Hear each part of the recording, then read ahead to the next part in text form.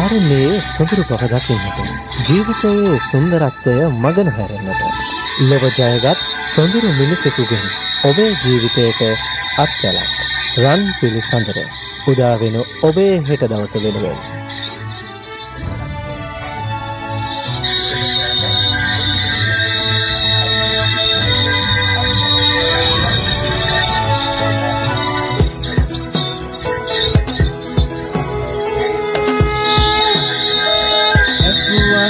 සවන් කිනවන නාමය රන් ලංකා මුවගින් මුවගට රැවුදෙන සේවය රන් ලංකා මිතුරන් වාගේ දුක සැප හඳුනන රන් ලංකා අන්දරේ හඬ ලෝකෙට ගෙවියන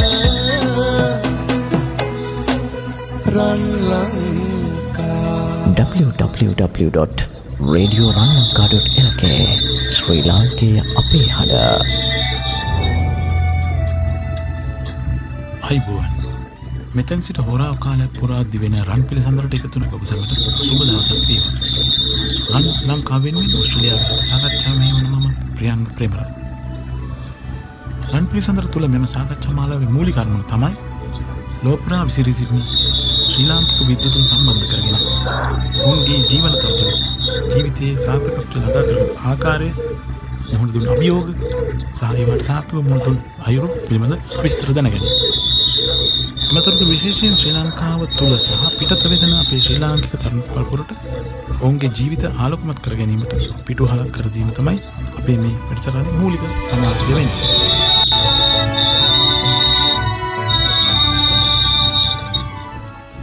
අද දවසේ වහමුවට කැඳවාගෙනින්ට අපි අදහස් කළේ ඕස්ට්‍රේලියාවේ වෙසෙන ශ්‍රී ලාංකික වෛද්‍යවරයෙක්. දැනට ඔහු ඕස්ට්‍රේලියාවේ ක්වීන්ස්ලන්ඩ් ප්‍රාන්තයේ සන්ෂයින් කෝස්ට් සේවය කරමින් සිටිනවා. නමුත් ඔහුට ඕස්ට්‍රේලියාවේ මෙන්ම ලංකාවේද සේවය කර බොහෝ පළපුරුද්ද සහ අත්දැකීම් තියෙනවා. ඔහු ලබාගෙන ඇති ජීවිත අත්දැකීම් අද වහා බෙදා ගැනීමට සූදානම් සිටිනවා. වෘත්තියටම සරලන ඉතාම සුවද සහ සංවේදී ගුණාංග වලින් පිරි ඔහු නමින් වෛද්‍ය සංජීව කරුණාරත්න.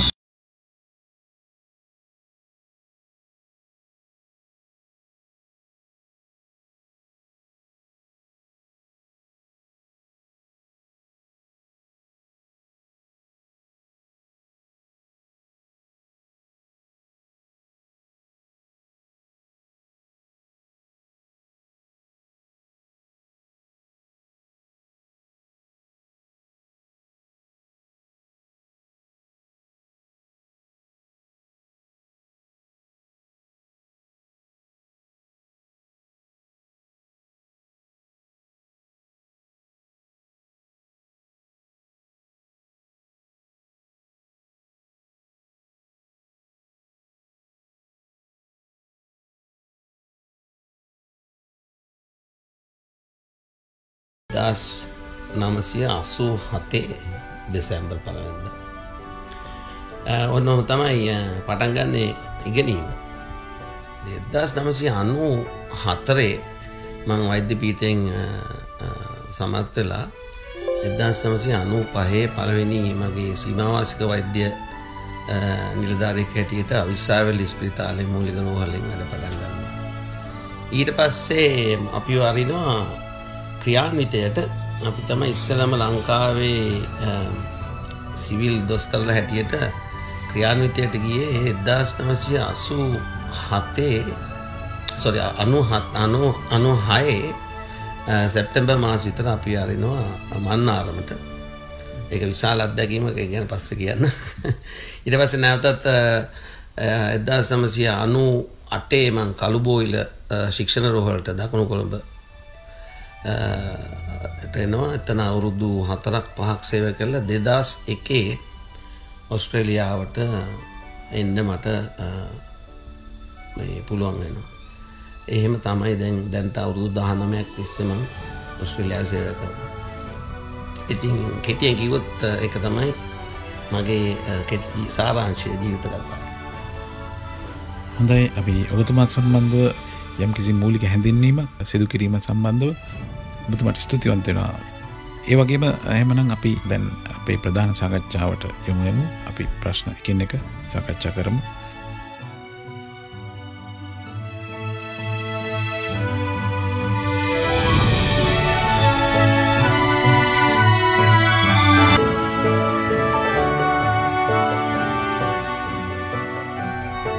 ඔබ ඕස්ට්‍රේලියාවේ පිළිගත් රෝහලක ඉතා වගකීමක් සහිත තනතුරක් දරන වෛද්‍යවරයෙක්.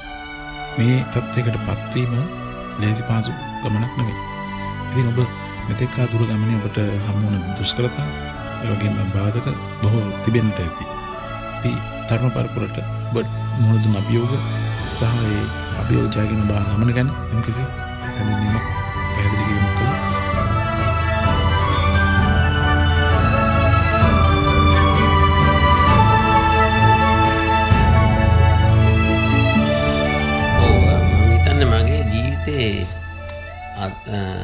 මට හම්බවෙච්ච අභියෝග මං හිතන්නේ කොටස් දෙකකට බෙදන්න පුළුවන්. මං හිතන්නේ මගේ පෞද්ගලික ජීවිතයේ තිබුණ අභියෝග සහ මගේ වෘත්තීමය ජීවිතයේ තියෙන අභියෝග හැටියට මට කොටස් දෙක වෙන් කරන්න පුළුවන්. අපි හැම කෙනෙක්ටම පෞද්ගලික ජීවිතයේ අභියෝග රාශියක් තියෙනවා. මේවා නිසා අද ලෝකේ වරත් තරුණ තරුණියන්ට තමුන්ගේ සිහින කරා යන්න බැරි වෙනවා. දැන් උදාහරණයක් හැටියට ගත්තොත් මගේ පියා මට අවුරුදු 9 දී මගේ පියා නැති වෙනවා. ඔහු ඉතා සාර්ථක ව්‍යාපාරිකයෙක්. නමුත් අදිසියෙම ඔහු මොලේ රුධිර වාහිනියක් පිපිරීමෙන් අපිව අතර යනවා. ඉන්පස්සේ මගේ අම්මා මාතර ඉපදිච්ච බොහොම ගැමි කාන්තාවක්. ඇයට මේ කොළඹ හතේ ජීවිතයට හැඩගැහෙන්න බොහොම අමාරුයි. ඇයට පුළුවන් විදියට අපි 8 දෙනාම උගන්වනවා.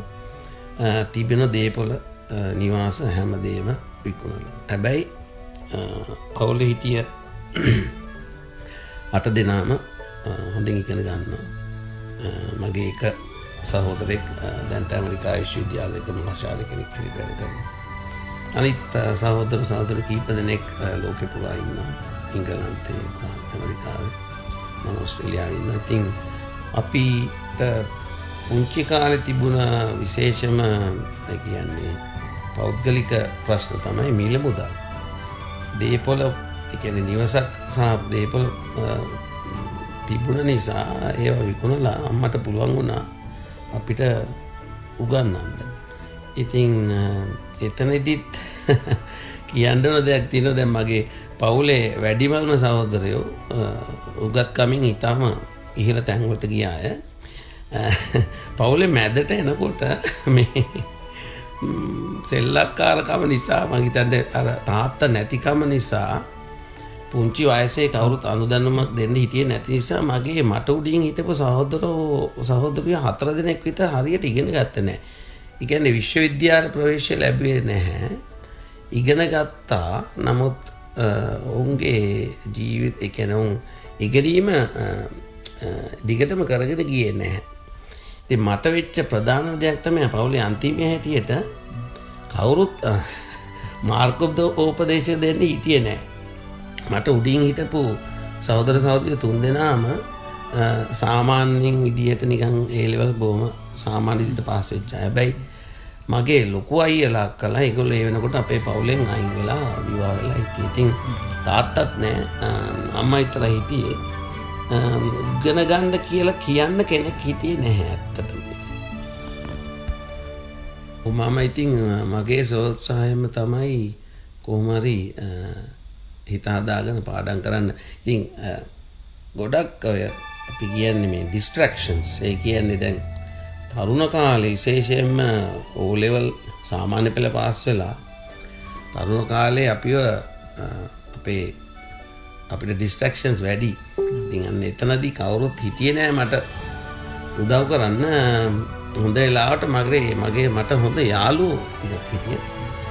අපේ යාළුවන්ගේ අතරිනුත් 3-4 දෙනෙක් තමයි හරියට ඉගෙන ගත්තේ. ඒක 10-15 දෙනා ඒ ලෙවල් පාස් වුණෙත් නෑ.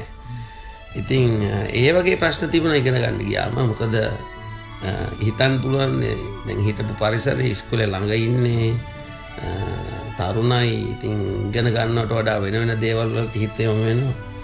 ඒව පාලනය කරගෙන ඉතින් කොහොම හරි තමුන්ට අවශ්‍ය කරන ඉලක්කය කරා ආවා. ඉතින් ඒ අර ඒ ඉගෙන ගන්න කාලේ තිබුණ ප්‍රශ්න ආර්ථිකමය ගැටලු ඊට පස්සේ තමුන්ට හරියට උපදේශයක් ගන්න පුළුවන් කෙනෙක් නැති එක පවුලේ කියන්නේ හිටියා තමයි අයියලා. හැබැයි ඒගොල්ලන්ට උපදෙස් දෙන්න පුළුවන් තත්ත්වක හිටියේ නෑ මට. ඉතින් අර ලොකු අයියලා සමහර අයියලා මගේ ලංකාවේ හිටියේ නෑ. ඒ පාදක මැද ඊට පස්සේ විශ්වවිද්‍යාලේ පටන් ගත්තා. ඊට පස්සේ රට විශාල භීෂණයකට විශ්වවිද්‍යාලයට යනවද නැද්ද කියලා කල්පනා කරුවා. 88 89 90 වෙනකන් විශ්වවිද්‍යාල වැහුවා. මම එක අවස්ථාවකදී ආමියකට බැඳුණා. අම්මාගේ අකමැත්ත නිසා ආමියකින් අයින් වෙන්න වුණා. ඊට පස්සේ නැවත විශ්වවිද්‍යාලය 1990 ආරම්භ කරුවාන් පස්සේ විශ්වවිද්‍යාල වැඩ කටයුතු ඉවර කරගෙන සීමාවාසික වෛද්‍යවරයෙක් හැටියට වැඩ කරුවා. ඊට පස්සේ මම හිතන්නේ මට ජීවිතේ ලකුණු ලොකුම අභියෝගය තමයි ක්‍රියාන්විතයට යවීම. අපි දොස්තරලා 10 දෙනෙක්ව ඇත්තටම හිටියා පිරිමි 4ක් සහ ගැහැණු වෛද්‍ය ස්ත්‍රී වෛද්‍යවරියෝ 6 දෙනෙක්. අපි 10 දෙනාව ඒක හරි ලොකු අත්දැකීමක්. අපි බස් එක දාලා සෞඛ්‍ය අමාත්‍යාංශයෙන් එකන් ගියා. ඉස්සෙල්ලා වවුනියාවෙන් ඒ පාර කිලෝමීටර් 90ක් පාරේ යන්න බෑ. අපිව ගෙනිච්චා. එදා ඇත්තටම අපි බය වුණා. මොකද යනකොටත් යන කන්වොයකටත් ඇටැක් කරුවා. අපි ඉව ගෙනිච්ච ඇම්බියුලන්ස් වල දාලා ඒ ටික ඇම්බියුලන්ස් දෙකක අපිව ගෙනිච්චේ. අපි 10 දෙනා. මොකද ඇම්බියුලන්ස් වලට LTTෙන් ඇටැක් කරුවේ නෑ. වැරදිලා ඇටැක් කරනවා. ගිහිල්ලා ඊට පස්සේ අපි ආමි එකයි පොලිසිය එක්ක තමයි හිටියේ. අවුරුද්දක් විතරයි වැඩ කරන්න තිබුණේ. නමුත් මම හිතුවා නෑ තව අවුරුද්දක් වැඩ කරන්න ඕනේ. මම අවුරුදු 2කට ආසන්න කාලයක් මන්නාරමේ වැඩ කරුවා. හරිම සුන්දර අත්දැකීමක්. කටුකත්ය සුන්දර අත්දැකීමක් වඩපත් කරා. ඊට පස්සේ ඉතින් කළුබෝවිල කියන්නේ මේ දකුණු කොළඹ ශික්ෂණ රෝහලට පැමුණාම තිබුණේ වෙනම අභියෝග. ගෙදර ළඟ නිසා මට පහසු වුණා. නමුත් අර අපි කියන්නේ වර්ක් ලෝඩ් එක ඒක මන්නාරම් වගේ 100 ගුණයකින් විතර වැඩි වුණා. කියන්නේ දවසේ පැය 24 මදි වෙනවා. මම ශල්‍ය වෛද්‍ය විශේෂඥයෙක් යටතේ වැඩ කෙරුවේ. අපේ දොස්තරලා 16ක් විතර හිටියා ඒ ටීම් එකේ. ඒකේ බොස් මගේ ඒ ශල්‍ය වෛද්‍යරයාගේ දකුණත වගේ හිටියේ මම. ඉතින් මට මගේ මතක් කරන්න ඕන අධ්‍ය පෝල් පෙරේරා මහත්මයා දැන් ජීවිතුන් අතර නැහැ. ඔහු මට හැම දෙයක්ම ඉගෙනුවා. ඒ අවුරුදු 4-5 කාලය ඊටාම කාර්ය බහුල ජීවිතයක්. ඒ කියන්නේ පැය 24ම වැඩ කරුවා. එහෙම වැඩ කර ඉන්නකොට තමයි මට මේ ඕස්ට්‍රේලියාවට එන්න මාර්ගය පෑදෙන්නේ. මගේ මිත්‍රයෙක්ගේ හරහා. ඒ කාලේ ඕස්ට්‍රේලියාවට වෛද්‍යවරු එච්චර ඇවිල්ලා හිටියේ නෑ. 2001 වසරේ 2004-5 වෙනකොට තමයි ගොඩක් වෛද්‍යවරු එන්න පටන් ගත්තේ. ඉංගලන්තේ අර රැකියාව නැති වුණාම තමයි ඕස්ට්‍රේලියාවට එන්න ගත්තේ. ගොඩක් වෛද්‍යවරු ගියේ ඉංගලන්තයට. අපි ඕස්ට්‍රේලියාවට ආම ඒ අභියෝග සම්පූර්ණයෙන්ම ලංකාවට සම්පූර්ණයෙන්ම වෙනස් අභියෝග. ඒ කියන්නේ මේ අර සිස්ටම් එකට හැදගහෙන්න. ලංකාවේ වැඩ කරලා ඕස්ට්‍රේලියාවට ආවම සිස්ටම් එක හරිම වෙනස්. ඒ ගැන පස්සේ කතා කරමු. ඒකට හැදගහෙන්න හරිම සූක්ෂම විදියට කරන්න ඕන වැඩක්. මොකද මේ තියෙන සිස්ටම් එක තමයි පර්ෆෙක්ට් සිස්ටම් එක. කියන්නේ පොතක ටෙක්ස්ට් බුක් එක තියෙන සිස්ටම් එක තමයි ඕස්ට්‍රේලියාවේ තියෙන්නේ. අපිට ඒක ලංකාවේ කවදාවත් කරන්න බෑ. ඉතින් ලොකු අත්දැකීමක් වුණා. හැබැයි ඒක ටික කාලයකින් ඒක ජය ගන්න පුළුවන් හරියටම. ඒ වෘත්තීමය අභියෝගයේ හරියටම බලපාන්න ගත්තේ යුද්ධෙන් පස්සේ ඕස්ට්‍රේලියාවේදී. මොකද ඕස්ට්‍රේලියාවේ මට වැඩ කරන්න ලැබුණ හැම ඉස්පිරිතාලෙම විශාල අත්දැකීමක් බවට පත් වුණා. ඉතින් බොහොම සන්තෝෂයෙන් වැඩ කරනවා දැන් ඕස්ට්‍රේලියාවේ.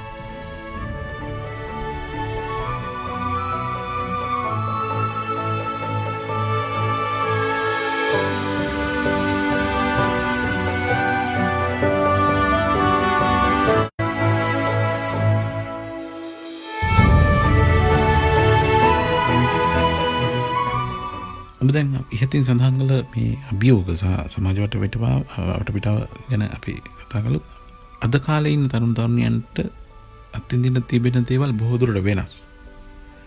උදාහරණයක් විදිහට අද පවතින සම්පත් සහ ඒ වගේම අවස්ථාවන් වගේ පහසුකම් ගත්තාම බොහොමයක් එදා තරුණයෙකුට හිමි වුණේ නැහැ. තරුණයෙකුට හිමි වුණේ නැහැ.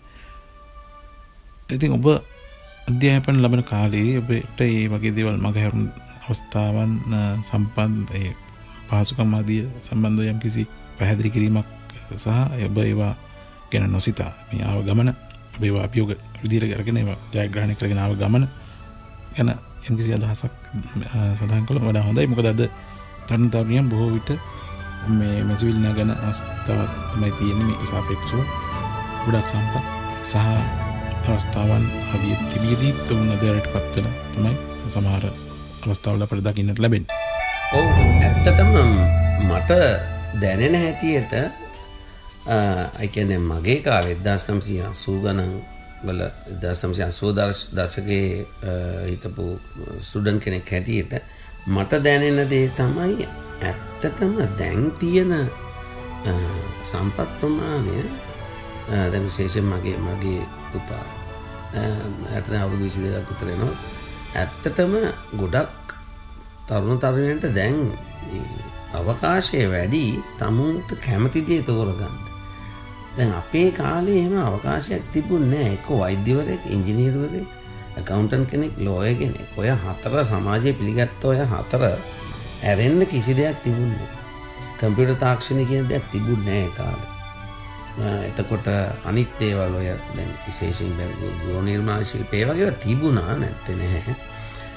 ඔය වගේ දේවල් තිබුණට මේ සමාජයේ අර පිළිගත්ත කියන මේ වෘත්තීන් තිබුණේ ඇත්තටම අතලොස්සයි. ඉතින් හැම ශිෂ්‍යයාම බැලුවේ මේ හතරෙන් එකක් තෝරගන්න.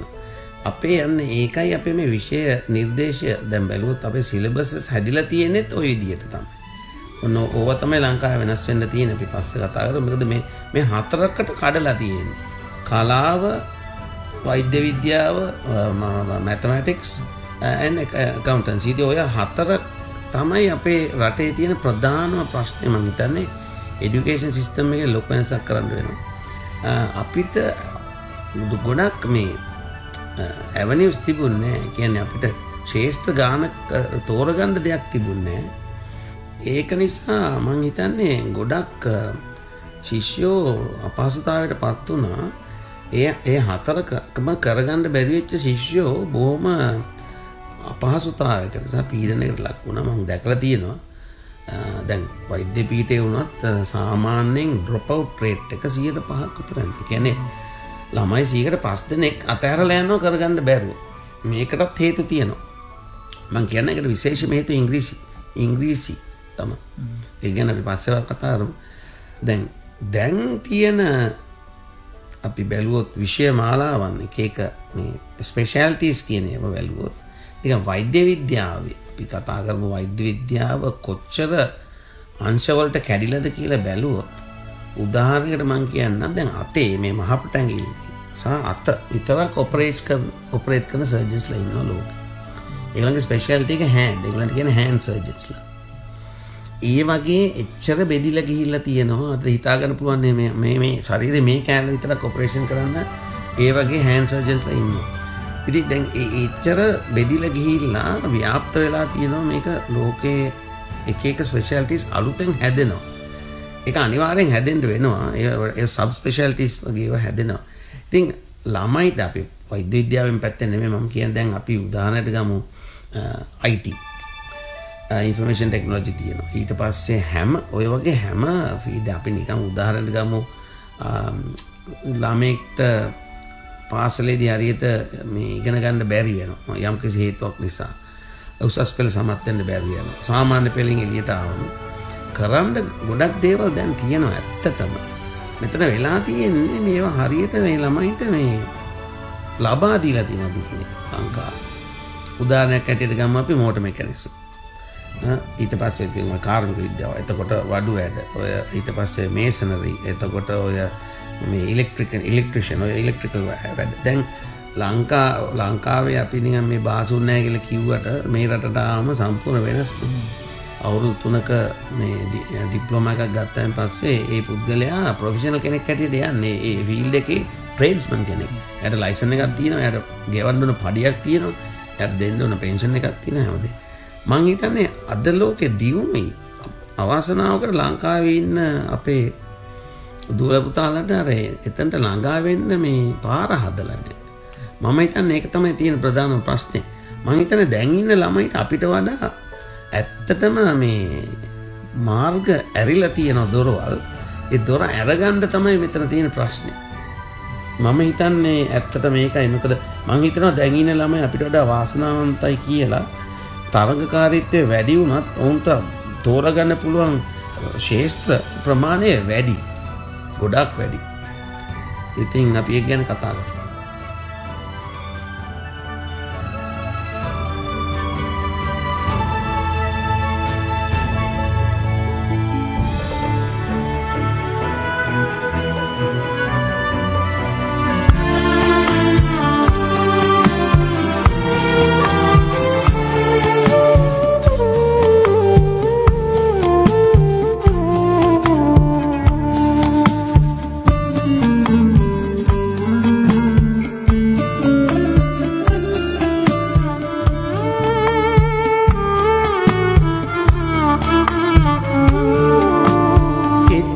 හරි දුකයි යන්න හිතෙන්නේ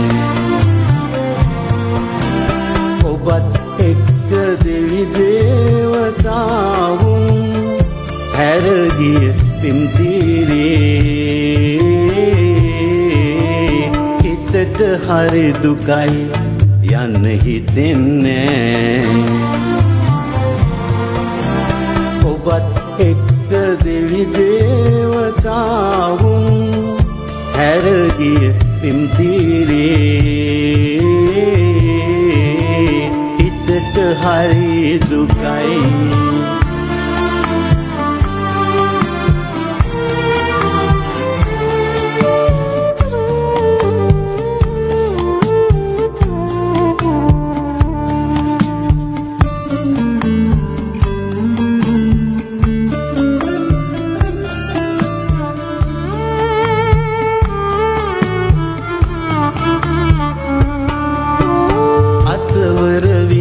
අසරණ ඇරියක මල තැන පසු කොට පාළුවට ඇරී ඇති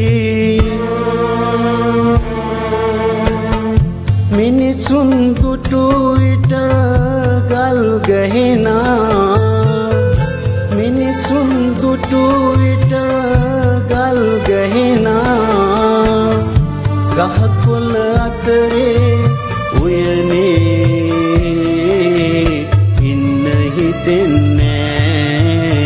හිතට හරි දුකයි යන්න හිතෙන්නේ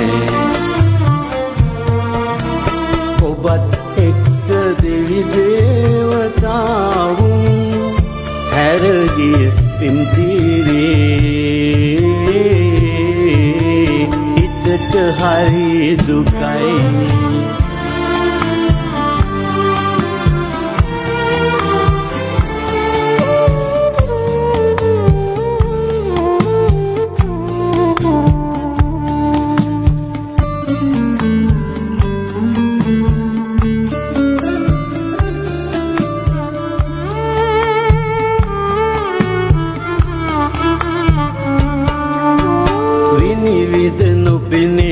රිය පෙළ ඇතුළත අනුරතියෙන් බැඳි සුපෙම්වතුන් දැක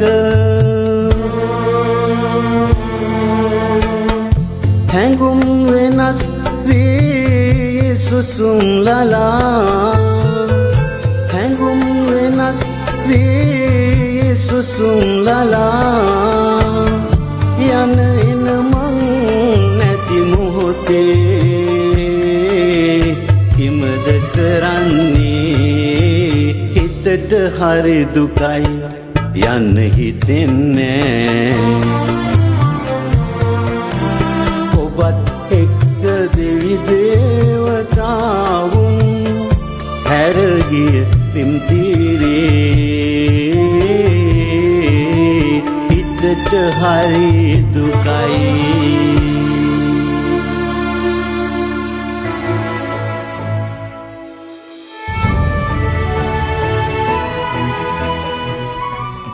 සාකච්ඡාවේ ප්‍රධාන අරමුණ තමයි අපි පෙරට පාසල් හැර යන තරුණ පරපුරට යම්කිසි මඟ පෙන්වීමක්.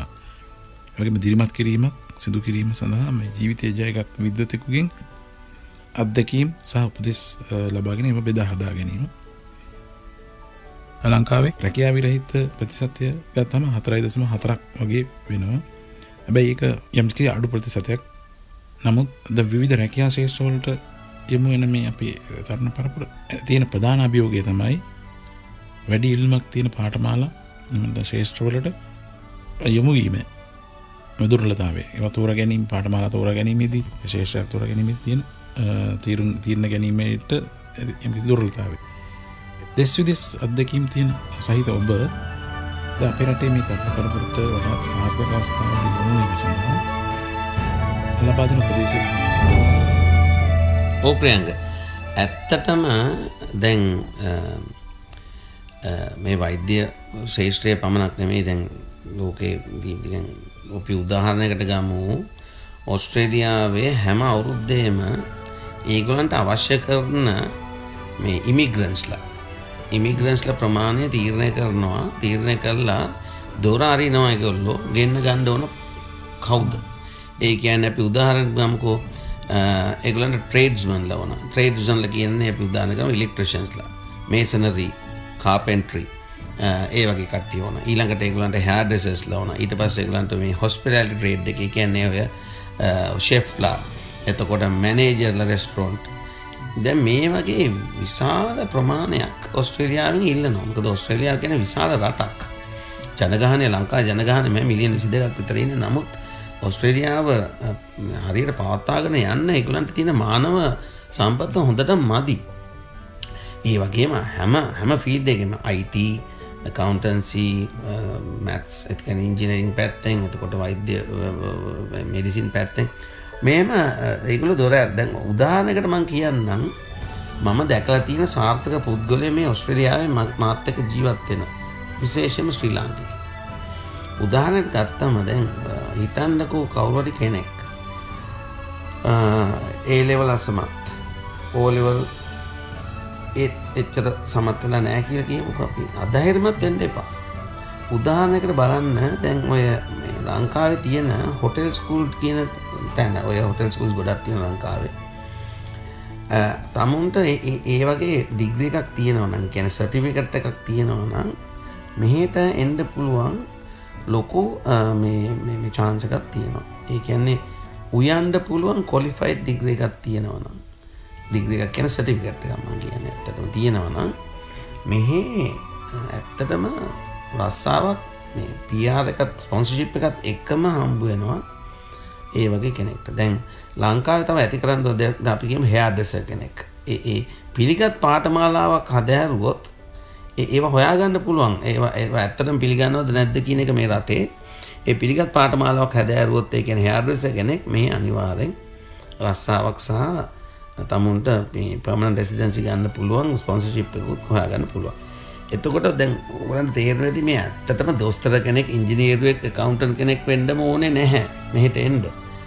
මෙන්න මේ වගේ ක්‍රමවලට හරියට ඕස්ට්‍රේලියාවට එන්න පුළුවන්. ඕස්ට්‍රේලියාවට විතරක් නෙමෙයි කැනඩාවට. කැනඩාවෙත් දොර ඇරලා තියෙන. කැනඩාවටත් අවශ්‍යයි මිනිස්සු. මේ වගේ නිව්සීලන්තයට. ඉතින් දැන් මෙතන ඇත්තටම මෙතන අවශ්‍ය වෙන්නේ අපි මම මේක ගැන ඇත්තටම කතා කරන්න හිටියේ දැන් අපි උදාහරණයක් ගමු යම්කිසි ශිෂ්‍යයෙක් හෝ ශිෂ්‍යාවියක් සාමාන්‍ය පෙළ හොඳින් කරගන්න බැරි වෙන මේකට හේතු ගොඩක් තියෙනවා. මම දැකලා තියෙනවා ආර්ථිකමය ප්‍රශ්න තමයි ප්‍රධානම දේවල්. ඒ ළමයින්ට ඇත්තට ඉගෙන ගන්න පුළුවන්, ඉගෙන ගන්න සපෝට් කරන්න කවුරුත් නැහැ. අර මට වෙච්ච දේ මට නම් අඩු ගානේ දේපොළවක් තිබුණා මම තාත්තට විකුණලා දෙන්න. එහෙම ළමයිට ඉගෙන ගන්න වෙන්නේ නැහැ. ඉතින් ඒ ළමයි කරදර මැද්දේ හරියට විභාගයක් කරගන්න පුළුවන් මානසික තත්ත්වයක් නෑ. ඒ වගේ ළමයිට පහුකාලීනව දියුණු වෙන්න පුළුවන් ගොඩක් මාර්ග තියෙනවා. දැන් ඒ වගේ ළමෙක් අධෛර්යමත් වෙන්න හොඳ නෑ. මගේ යාළුවෝ විශ්වවිද්‍යාලේ ගියා, මගේ යාළුවෝ ප්‍රයිවට් යුනිවර්සිටිස් වල හරි ඔය තැන්වල ඉගෙන ගන්න මට ඉගෙන ගන්න දෙයක් නැහැ කියන. ඉතින් තමුන් ස්ව උත්සාහයෙන් වැඩ කෙරුවොත් තමුන්ට ඇත්තටම ගොඩක් දේවල් ළඟා කරගන්න පුළුවන්. දැන් මම මේ ස්ව උත්සාහය කියලා කියන්නේ ප්‍රියංග අපි උදාහරණයක් ගමුකෝ. ඒ කියන්නේ තමුන්ට පුළුවන් වෙන්න ඕන තමුන්ගේ ජීවිතය හැඩගස්වා ගන්න. ජීවිතය හැඩගස්වා ගන්නවා කියන්නේ උදාහරණයකට ඇති ගමුකෝ මේ ඩිසිප්ලින්. ඩිසිප්ලින් කියන එක නැත්තම් ඒ කියන්නේ සිංහලෙන් කියන්නේ මොකද්ද මේ ඩිසිප්ලින් කියන්නේ? විනය. විනය හරියට හදාගත්තේ නැත්තම් මේ විනය කියලා කියන්නේ මේ ලස්සන්ට මේ නරක වචන කියන්නේ නැතුව ඉඳගෙන හොඳට ඉන්න එක නෙමෙයි. විනය කියලා කියන්නේ ලොකු වචනයක්. ඒකෙන් පැහැදිලි කරන්නේ තමුන් කාලසටහනක් හැටියට එක වැඩ කරනවා. වේලාව හරියට බෙදා ගන්නවා. තමුන් හැමදේම ඒ කියන්නේ පිළිවෙලකට සකස් කර ගන්නවා. ඊට පස්සේ තමුන්ගේ ජීවිතය හැඩගසා ගන්න ඕනේ. සල්ලි තියෙන්න අවශ්‍ය නැහැ පුද්ගලෙක්ට සාර්ථක වෙන්න. ඇත්තටම උදාහරණයක් කියන්නම්. මගේ පළවෙනි වේතනය සීමාවාසික වෛද්‍යවරයෙක් හැටියට 1995 රුපියල් 7200ක්. 7200ක් ඒ වේතනය මම ගන්නකොට මම බැඳලා මගේ නෝනාව නඩත්තු කරගන්න පුළුවන්. ඔයා හිතලා බලන්න පුළුවන් වේද කියලා වෛද්‍යවරයෙක්ට. ටයි එකක් ගන්න ඕන, සපත්තු ගන්න ඕන, ඇඳුම් අඳින්න ඕන. බොහොම අමාරුවෙන් ජීවත් වුණේ. ජීවිතේ කලමනාකාරී කරගන්න වෙනවා. ඒ කියන්නේ අපිට පුළුවන් වෙන්න ඕන පසුතැවිලි නොවි තියෙන මේ රිසෝසස් වලින් අපිට පුළුවන් දේ කරගන්න.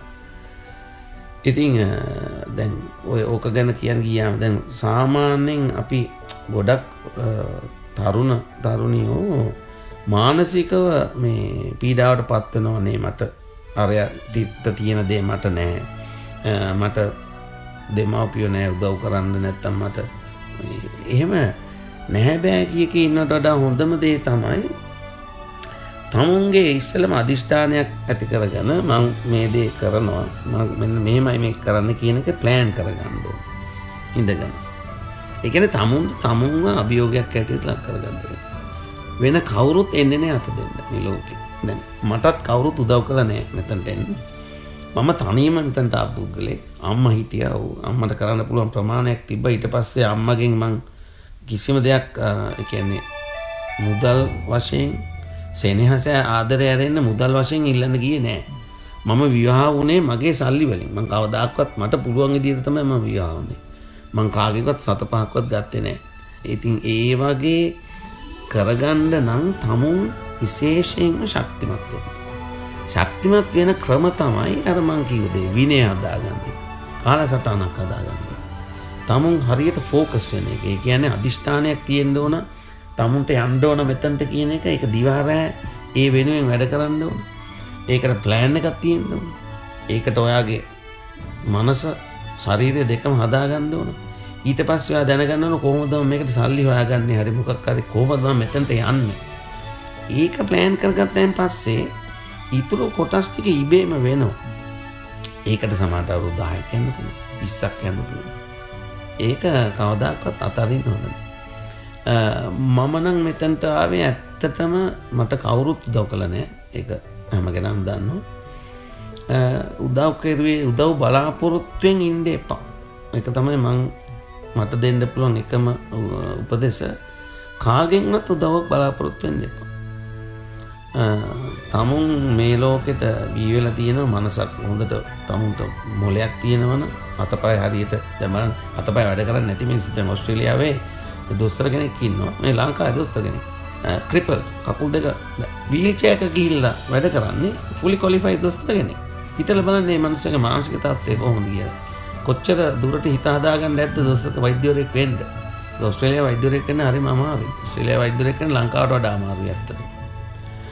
ඉතින් තමුන්ගේ මනස හරියට හදාගත්තොත් මං හිතන්නේ අපිට අර යන්න බැරි ඒ කියන්නේ තමුන්ට කරන්න බැරි දෙයක් නැහැ. ප්‍රධානම දේ තමයි මේ අර මයින්ඩ් සෙටින් කියන එක. ඒක හරියට හදාගන්න වෙනවා. ඒක හදාගන්න සමහරවිට උපදේශකෙක් අවශ්‍ය වෙයි. වැඩිහිටියෙක් හරි යාළුවෙක් හරි මේ ආගමික නායකයෙක් හරි තමුන් විශ්වාස කරන තමුන්ට මාර්ග උපදේශයක් ලබා ගන්න පුළුවන් පුද්ගලෙක් ඕන වෙයි. සමහර අයට එහෙම වෙනවා. දැන් සමහර අයට සමහර අය ඉන්න තනියම වැඩ කරන. ඒ කියන්නේ ඒ වගේ කෙනෙක්ට ආත්ම විශ්වාසය සහ ආත්ම ධෛර්යය ගොඩක් ඕන. සමහර අය ඉන්නවා එහෙම කරන්න බෑ. ඒගොල්ලන්ට තව කාගේ හරි සහායක් අවශ්‍යයි. ඉතින් ඒ වගේ පුද්ගලෙක්ව තෝරගෙන කාලය අපතේ නොයවා තමුන්ට අද ඉඳන් වැඩ පටන් ගන්න කියලා තමයි මම කියන්නේ. අනාගතය හදාගන්න ඕන නම් දැන් මහන්සි වෙන්න ඕන. මම මගේ යාළුවන්ටත් කියන දෙයක් තමයි දැන් මහන්සි වෙලා වැඩ කරුවොත් පසු කාලීනව ඔයාට ඒකේ ප්‍රතිඵල නෙලාගෙන කාට හරි තව කෙනෙක්ට උදව් කරන්න පුළුවන් වෙයි. නැත්තම් වයසට ගිහිල්ලත් විශ්‍රාමිකෙක් හැටියටත් දුක් විඳ වැඩ කරන්න වෙයි. ඒකෙන් බේරෙන්න පුළුවන් එකම විදිහ තමයි තමුන්ගේ හොඳටම ඒ කියන්නේ තරුණ කාලය සහ මැදි වයසේදී ඊටාම ඵලදායි පුද්ගලෙක් හැටියට වැඩ කරන එක. ඒ ඵලදායිත්වය ළඟා කරගන්න සෑහෙන මහන්සි වෙන්න වෙනවා. සාමාන්‍ය මං හිතන හැටියට අවුරුදු 20ක් විතර මහන්සි වුණොත් අවුරුදු 40 විතර පසුකොට යනකොට මම හිතන්නේ ඕනම පුද්ගලයෙක්ගේ අවුරුදු 40න් පස්සේ තමයි අර ප්‍රොඩක්ටිවිටි එක වැඩි වෙන්නේ. කියන්නේ කාර්යක්ෂමතාවය වැඩි වෙන්නේ කොච්චර දෙයක් කරන්න පුළුවන්ද කියලා එන්නේ අවුරුදු 40න් පස්සේ. 40 ඉඳන් 60 වෙනකන් මිනිස්සු ඒ 20 දී තමයි ලෝකයට ගොඩක් සේවය කරන්න පුළුවන් සහ ගොඩක් දේවල් ඇත්තටම ඕන කෙනෙක් දිහා බැලුවොත් ඒ අවුරුදු 20 තමයි අපේ ප්‍රොඩක්ටිවිටි එක වැඩිම කාලය. ඒකයි දැන් පිටරටවල අවුරුදු 70 වෙනකන් තියාගන්න හදන්නේ. මොකද 67 මෙහි රිටයර්මන්ට් ඒජ් එක. දැන් සමහර රටවල 70 කරන්න යනවා. ඒ 70 හොඳයි මං හිතන්නේ. මොකද එතනදී අපේ ඒ මිනිස්සුගෙන් ලබා ගන්න පුළුවන් උපරිමය ගන්න පුළුවන්. එතනට යා යුතුයි.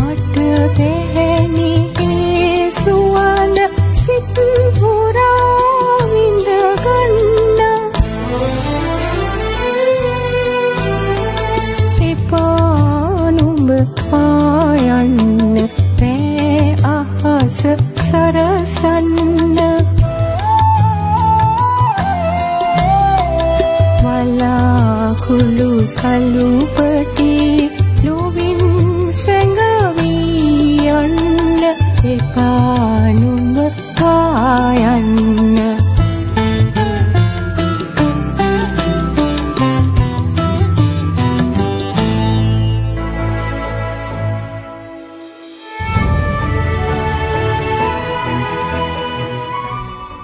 ඔස්ට්‍රේලියාවේ සෞඛ්‍ය ශාස්ත්‍රය ශ්‍රී ලංකාවේ සෞඛ්‍ය ශාස්ත්‍රය හා සැසඳීමේදී බොහෝ වෙනස්කම් පැහැදිලිව දකින්න පුළුවන්. ඉතින් ඔබ විශේෂයෙන් අපි ගත්තම දිනු තාක්ෂණය පැත්තෙන් ඒ වගේම ක්‍රමවේද කාර්යක්ෂමතාවයන් පැත්තෙන් ගත්තම අපි වෙනසක් පවතින පැහැදිලිව දකින්න පුළුවන්. මෙම රටවල් දෙකේ තියෙන මේ සේවා අත්දැකීම් තිබෙන ඔබ ලංකාවේ සෞඛ්‍ය ශාස්ත්‍රයේ වැඩි දියුණුව සඳහා ඕස්ට්‍රේලියාවේ ඔබ සේවය කරන ඕස්ට්‍රේලියාවෙන් ගත හැකි ප්‍රායෝගිකව අනුගත කර හැකි ක්‍රමවේද මොනවද අපේ රටේ සෞඛ්‍ය ශාස්ත්‍රයට මේදී වෛද්‍ය හේද තාක්ෂණ වේදී ආදී මානව සම්පත සලකපුවාම තරුණ පරපුරට වැඩි අවස්ථා හිමි කර ගන්නට මොන වගේ ආකාරයෙන් උන් ක්‍රියාත්මක විය යුතුද කියන එක ඔබ ලබා දෙන උපදේශය මොකක්ද? ඔව් දැන් අපි ලංකාවයි ඕස්ට්‍රේලියාව සම්බන්ධව බැලුවොත් අපිට ඕස්ට්‍රේලියාවෙන් ගොඩක් දේවල් මේ ඉගෙන ගන්න පුළුවන්. මම තාමත් ඉගෙන ගමින් පවතින ඇත්තටම මේ තියෙන සිස්ටම් එකේ තියෙන හොඳ සහ නරක. දැන් අපි දැන් උදාහරණ වෛද්‍ය ශාස්ත්‍රය ගමුකෝ. වෛද්‍යවරුන් ඉන්නවා, හෙදියෝ ඉන්නවා, තාක්ෂණ වේදියෝ කිව්වම ඉන්නවා, බලන්න උඩ ඉඳන් පල්ලෙහාට ෆාමසිස්ට්ලා ඉන්නවා, ඊට පස්සේ ෆිසියෝതെරපිස්ට්ලා ඉන්නවා, මෙඩිකල් ලැබොරටරි සයන්ටිස්ට්ලා ඔය වගේ ලොකු ටීම් එකක් ඉන්නවා මේ හොස්පිටල් බෑකප් සිස්ටම් එකේ. ඊට පස්සේ ඕඩර්ලිස්ලා ඉන්නවා, ඔය වගේ ඇඩ්මිනිස්ට්‍රේටර්ස්ලා ඔහොම තියෙනවා. එතකොට අපි මේ ඕස්ට්‍රේලියාවේ තියෙන ප්‍රධානම වෙනස තමයි මේ හැම කෙනාටම අවශ්‍ය කරන පුහුණුව හරියට ලබා දීලා තියෙනවා. දැන් මේ පුහුණුවේදී හැම කෙනාටම මේ පාඨමාලාවක් සහ ඩිග්‍රී එකක්, ඒ කියන්නේ නර්සිං උත් මේ ඩිග්‍රී එකක්. ඒ වගේ දැන් අපේ තියෙන ඩිප්ලෝමා එකක්. ඉතින් අපේ ඇත්තටම හෙදියෝ ඉතාම හොඳයි. මොකද මේ හෙදි වෘත්තිය ගත්තොත් හෙදි වෘත්තිය කියන්නේ මානුෂ්‍යම පැත්තකින් යන මේ වෛද්‍ය විද්‍යාවේ කොටසක්. මොකද වෛද්‍යවරු ගිහිල්ලා ලෙඩුන්ගේ කැතකුණු අත ගන්න නැහැ. ලෙඩුන්ව නාවන්නේ, පිය දාන්නේ, කවන්නේ, පවන්නේ නැහැ. මේක කරන්නේ හෙදියෝ. ඉතින් මේක මේ මානසික පැත්තේ කරන ඉතා විශාල මානසික හැඟීම් එක්ක වැඩ කරන මේ කොට්ටාශය තමයි හෙදියෝ. දැන් මේ හෙදියෝ ලංකාවේ කොයි වෙලාවෙත් ස්ට්‍රයික් කරන්නේ ඒගොල්ලන්ට අවශ්‍ය කරන දැන් ඕස්ට්‍රේලියාවේ නර්සස් ස්ට්‍රයික් කරනවා කියලා මං හිතන්නේ ඔයාවත් අහලා තියෙනවා කියලා. මේකට හේතුව දැන් මේ හැම කෙනාම හරියට පුහුණුවකින් පසුව දැන් ඒගොල්ලන්ට ඩිග්‍රී එකක් හැම කෙනාටම ඩිග්‍රී එකක් තියෙනවා. මේ වෛද්‍ය මේ වෘත්තියේ ඉන්න ඔය පැරාමෙඩික්ස්ලා ඔය දැන් ඇම්බියුලන්ස් එකක ඉන්න පැරාමෙඩික් කෙනෙක්ට ඩිග්‍රී එකක් තියෙනවා අවුරුදු 3ක. ඒ වගේ දැන් මේ හරි පුහුණුවක් දුන්නෙන් පස්සේ මේ වෛද්‍ය ශාස්ත්‍රයට අදාළ අනිත් ඔය ෆීල්ඩ්ස් වල ඉන්න අයට ඒගොල්ලෝ කරන දේ හරියට මේගොල්ලෝ දන්නවා. මම කියන්නේ ලංකාවේ ඉන්නේ දැනුමක් නැති අය කියලා. දැනුම තියෙනවා. ඒගොල්ලන්ට පිටරටකට යන්න බැරි ප්‍රධානම ප්‍රශ්නේ තමයි ඒගොල්ලන්ගේ ට්‍රේනින් එක පිළිගන්නේ නැහැ. ඒක පිළිගන්න තත්ත්වයට හදන්න ඕන. මෙන්න මෙතන තමයි පොලිසිස් චේන්ජ් වෙන්න ඕන ලංකාවේ. ඒ කියන්නේ නර්ස් කෙනෙක්ට ඩිග්‍රී එකක් දෙන්න ඕන අවුරුදු 3ක. අපේ තියෙන අවුරුදු 3ක ඩිප්ලෝමා එක. ඒක ඩිග්‍රී එක කරන එක හරිම ලේසි. ඒ පොඩි වෙනස්කම් ටිකක් කරන්න තියෙනවා. මොකද කොහොමත් අපෙත් අවුරුදු 3ක් යනවා. ඒ වගේ ගත්තොත් ෆාමසි නම් අපිට මං හිතන්නේ ෆාමසිස් කෙනෙක්ට ඒත් BSc එකක් හරි MSc එකක්වත් නැහැ. එතනක් තියෙන වෙනම ට්‍රේනින් එකක්. ඒකත් වෙනස් කරලා යුතුයි. එතකොට මෙඩිකල් රිසර්ච් ඔය ලැබොරටරි කට්ටිය ඔය ෆිසියෝതെරපිස්ට් ඔය ඉන්න අනිත් අයටත් මම හිතන්නේ අපේ ලංකාවේ ඇත්තටම ඉන්ටෙලිජන්ස් පැත්තෙන් බැලුවොත් අපේ මිනිස්සුන්ගේ මනස් හරිම දියුණුයි. අපිට උගන්වන්න හරි ලේසි. ඇත්තටම අපේ දුප්පත් කිසිම දෙයක් නැති ළමයෙක් අරගෙන වුණත් ළමයට ඉගෙනුවොත් ළමයට ඉගෙන ගැනීම ඉගෙන ගන්න හරි ලේසි. අපිට ලැබිලා තියෙන විශාලම සම්පත තමයි ලංකාවේ මානව සම්පත. ඒක දිනු කරුවොත් අපේ රට දිනු කරන්න හරි ලේසි. අපිට කරන්න වෙන්නේ මේ හැම කෙනාටම හරි මග පින්වීමක් ඇතුව උගන්වන්න වෙනවා. උගන්වන්න හරි ලේසි. මේකට මෙතන තමයි පොලිසිස් පටන් ගන්න තියෙන්නේ. මං කිව්වාගේ ඒ වගේ හරියට ඉගෙනුවොත් ඒගොල්ලන්ට පිටරට ගිහිල්ලා වැඩ කරන්න හරිම ලේසි. පිටරටටම අවශ්‍ය නැහැ. ලංකාවේ සේවය කිරීමත් ඉතා හොඳින් කරගන්න පුළුවන් ඊට වඩා. ඊළඟට මම දකින දේවල් තමයි දැන් සෞඛ්‍ය කියන්නේ හෙල්ත් සිස්ටම් එක ගත්තම ලංකාව සහ ඕස්ට්‍රේලියාව අතර මේ හෙල්ත් සිස්ටම් එකේ ලොකු වෙනසක් තියෙනවා. අපි උදාහරණයක් ගමු. ලංකාවේ හෙල්ත් සිස්ටම් එක ගැන ඔක්කොමලා දන්නවා ෆ්‍රී. ඕස්ට්‍රේලියාවේ ෆ්‍රී හෙල්ත් සිස්ටම් එකක් තියෙනවා.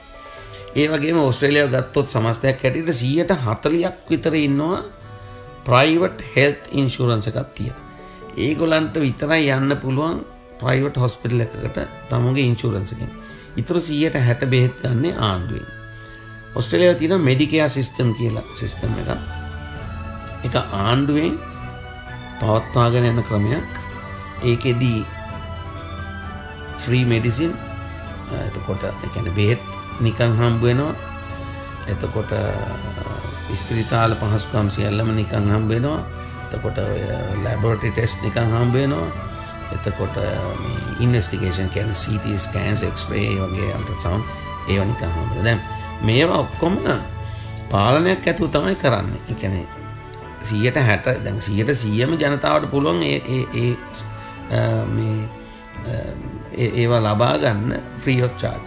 දැන් ලංකාවේ අපෙත් බොහොම හොඳ සිස්ටම් එකක් තියෙනවා. මම ලංකාවේ වැඩ කරපු නිසා ප්‍රධානම ප්‍රශ්නේ තියෙන්නේ අපිට අර රිසෝසස් මදි. ඒ කියන්නේ අපේ ජනගහනයට අවශ්‍ය කරන ඒ අනුපාතය මදි. අනේ එතන තමයි ලොකුම ප්‍රශ්නේ තියෙන්නේ. අපේ හොඳ වෛද්‍යවරු හෙදියෝ අපේ ඉන්නවා බොහොම මේ කාර්යක්ෂම සහයෝගය. නමුත් එතන human resources තිබ්බට අර මේ භෞතික සම්පත් නැහැ. අන්න එතන තමයි ප්‍රශ්නේ තියෙන්නේ.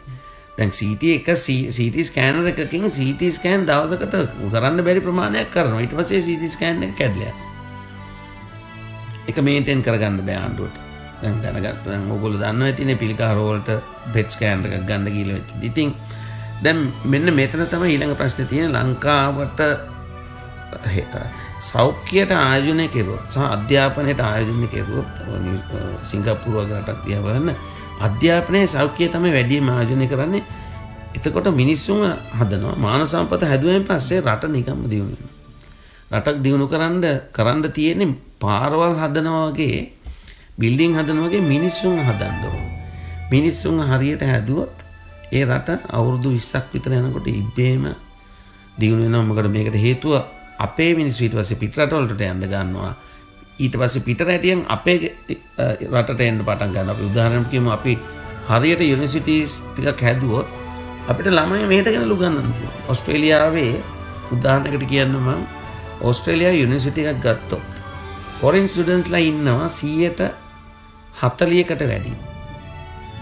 ඒගොල්ලෝ ගෙවනවා සාමාන්‍ය ඕස්ට්‍රේලියානු ස්ටුඩන්ට් කෙනෙක් ගෙවනවා වගේ අඩුම ගානේ 4 ගුණයක්.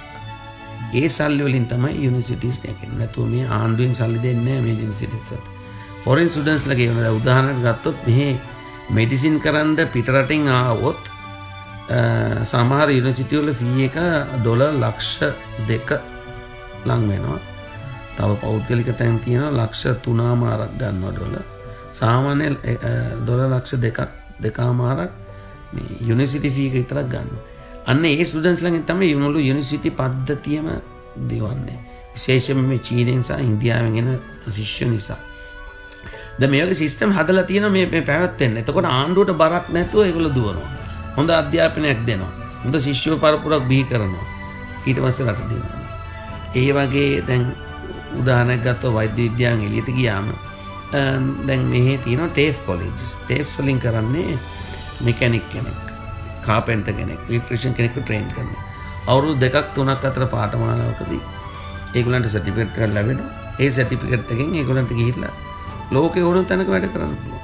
මේ ඕස්ට්‍රේලියාව විකුණන්නේ ඇත්තටම දැන් අධ්‍යාපනය. අපි ඕස්ට්‍රේලියාව ඉස්සර විකුණුවේ කෑම. ඒ කියන්නේ ඔය මස් මේ කිරි බිත්තර ඕවා දැන් එළවලු පළතුරු ඕස්ට්‍රේලියා ඇපල් දැන් ඊට වඩා කරන්නේ මේ අධ්‍යාපනය මූල කොට ගත්ත ඉකොනොමි එකක් තියෙනවා. ඕස්ට්‍රේලියාවේ තව ඔය නැචරල් රිසෝසස් තියෙනවා තමයි. නමුත් ඕස්ට්‍රේලියාව අද දිනලා තියෙන්නේ ඔය වගේ ලෝකෙට අවශ්‍ය කරන දේවල් සපයන්නේ.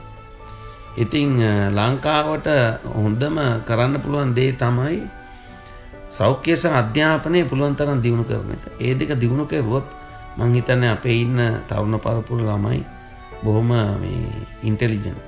ඒගොල්ලන්ට මේවා ඉගෙන ගන්නවා කියන එක කිසි එච්චර ලොකු ප්‍රශ්නයක් වෙන්නේ නැහැ. මොකද අපේ ඇත්තටම සාක්ෂරතාවය බැලුවත් අපි ගොඩක් ඉස්සරහින් ඉන්න රටක්. අපේ සාක්ෂරතාවය ඉතාම වැඩි. අපේ දරුවන්ට ඉගෙන ගන්න පුළුවන් හැකියාව වැඩි. ඉතින් ඒ ළමයින්ට අත දෙන එක තමයි කරන්න ඕනේ.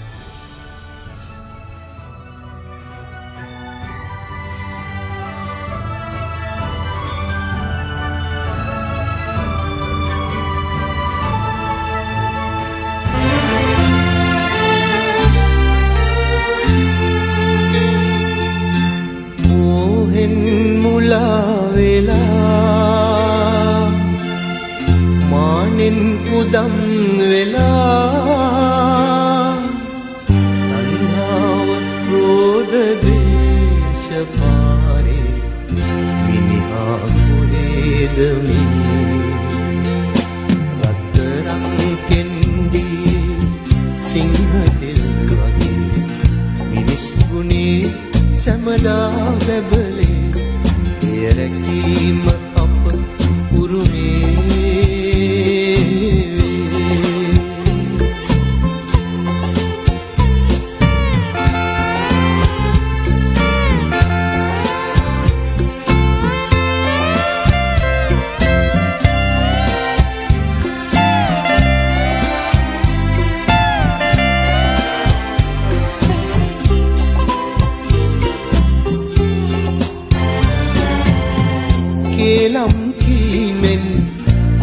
දූපයෙන් රට කොටවන වැඩ අවදානම්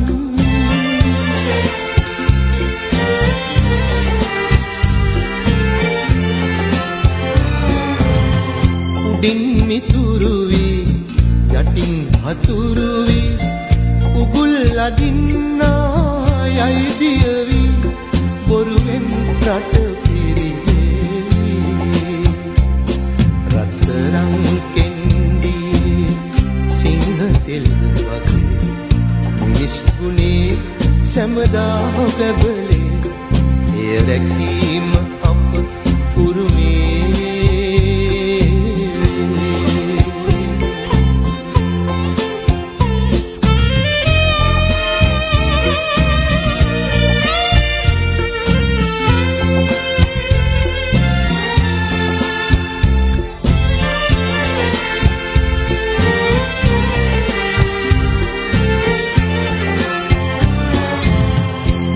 हरि उगता माँ हरि जगता सितना मिनिहा मोड़े की